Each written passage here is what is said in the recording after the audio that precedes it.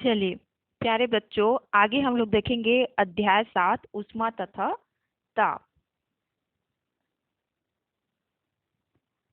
ऊष्मा तथा ताप के बारे में यहाँ पे हम लोग जानेंगे। देखिए यहाँ पे हम अपने दैनिक जीवन में प्रायः गर्म और ठंडा जैसे शब्दों का प्रयोग करते हैं। जब हम धूप में या आग के सामने बैठते हैं तो गर्मी का अनुभव करते हैं, जबकि बर्फ को हथेली में रखने से ठंडा महसूस करते हैं। क्या आपने कभी सोचा है कि इसका कारण क्या है? तो सुनिए, इसका कारण क्या है। वास्तव में क्या होता है, जो ये ऊष्मा है एक प्रकार की क्या होती है, ऊर्जा होती है, जो हमेशा गर्म वस्तु से ठंडी वस्तु की ओर प्रवाहित होती है। पहली स्थिति में सूर्य या आग से ऊष्मा हमारे शरीर में प्रवेश करती है, इसलिए हम गर्मी का अनुभव करते हैं। और जब दूसरी स्थिति में हमारे शरीर से ऊष्मा निकलकर बर्फ में चली जाती है, इसलिए इसे हम ठंडा महसूस करते हैं। तो क्या होता है, ऊष्मा जो है वो एक प्रकार की ऊर्जा है जो हमेशा गर्म वस्तु से ठंडी वस्तु की ओर प्रवाहित होती है। परिभाषा के रूप में हम लोग यहाँ देखते हैं, ऊर्जा का वह रूप जिसके प्रवाह के कारण हमें कोई वस्तु गर्म या ठंडी प्रतीत होती है, ऊष्मा कहलाती है। आया समझ में? ऊर्जा का वह रूप जिसके प्रवाह के कारण हमें कोई वस्तु गर्म या ठंडी प्रतीत होती है, वो कहलाता है आपका ऊष्मा। तो यहाँ पे हम लोग ऊष्मा ऊर्जा का एक रूप है। तो कैसे एक ऊर्जा का रूप है? तो देखिए यहाँ पे हम लोग देखेंगे, जैसे कि दो हथेलियों को आपस में आप रगड़ोगे तो गर्मी उत्पन्न होती है। हथौड़े से लोहे को पीटने पर भी गर्म हो जाती है। इन उदाहरणों में यांत्रिक ऊर्जा ऊष्मा ऊर्जा में रूपांतरित हो रही है। अब यहाँ पे यांत्रिक ऊर्जा क्या है, यांत्रिक ऊर्जा किसे कहते हैं? तो देखिए, यांत्रिक ऊर्जा भौतिकी में किसी यांत्रिक प्रणाली के किसी अवयव में निहित स्थितिज ऊर्जा तथा गतिज ऊर्जा के योग को यांत्रिक ऊर्जा कहते हैं। आया समझ में? किसी अवयव में निहित स्थितिज ऊर्जा तथा गतिज ऊर्जा के योग को यांत्रिक ऊर्जा कहते हैं। अर्थात यांत्रिक ऊर्जा किसी वस्तु की गति या उसकी स्थिति से संबंधित है। आया समझ में?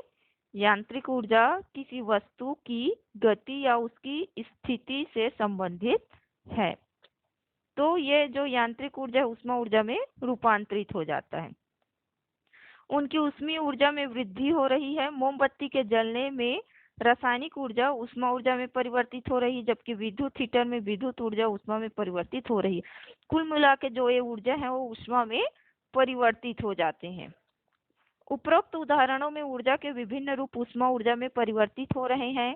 इसी प्रकार ऊष्मा को भी अन्य रूपों में परिवर्तित किया जा सकता है। आया समझ में?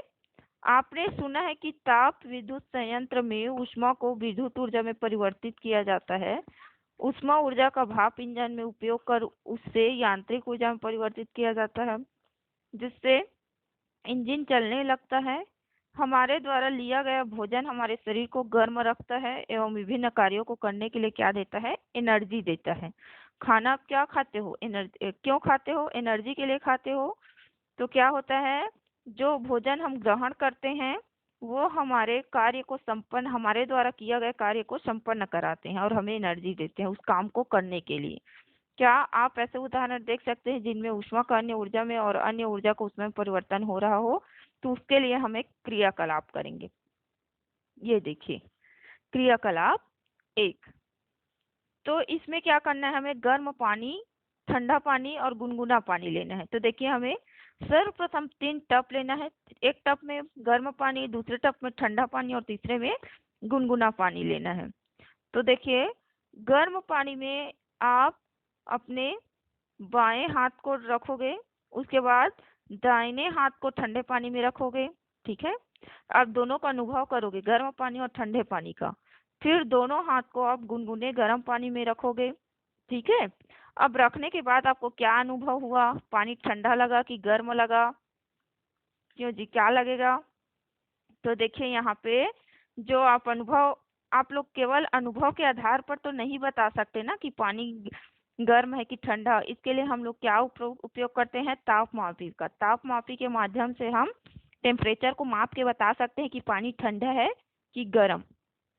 उसी को यहाँ पे बताया है कि पानी तो वही है, परंतु बाएं हाथ को वह ठंडा प्रतीत होता है जबकि दाएं हाथ को वो गर्म प्रतीत होता है। ऐसा क्यों होता है? अर्थात केवल अनुभव के आधार पर ताप का अनुमान लगाना संभव नहीं है। यह निश्चित है कि तीनों टपों में ज्ञात लिए गए पानी की ऊष्मीय अवस्था भिन्न भिन्न है, जिसकी माप हम थर्मामीटर की सहायता से ज्ञात कर सकते हैं। तो देखिए, यहाँ पे आपका टेम्परेचर का परिभाषा दिया गया है। वस्तुओं की गर्माहट की तुलना करने के लिए हम जिस भौतिक राशि का उपयोग करते हैं उसे ताप कहते हैं, या बोल सकते हैं ताप किसी वस्तु की ऊष्मीय अवस्था की माप है जो ऊष्मा को बहने की दिशा निर्धारित करता है। आया समझ में? आप ऊष्मा का भी परिभाषा देख लिए और ताप का भी।